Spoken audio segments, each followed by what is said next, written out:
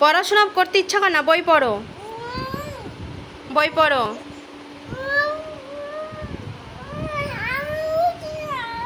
কে তুমি তুমি বই পড়বে না কেন?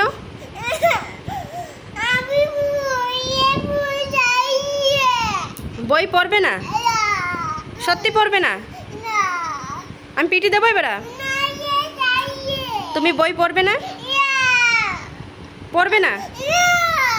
ফাইনাল পড়বে না? ডান্ডা কোথায় আজকে? বই পড়বা কি না বলো? এই যে বই সানডে মানডে পড়ো, সানডে মানডে পড়ো।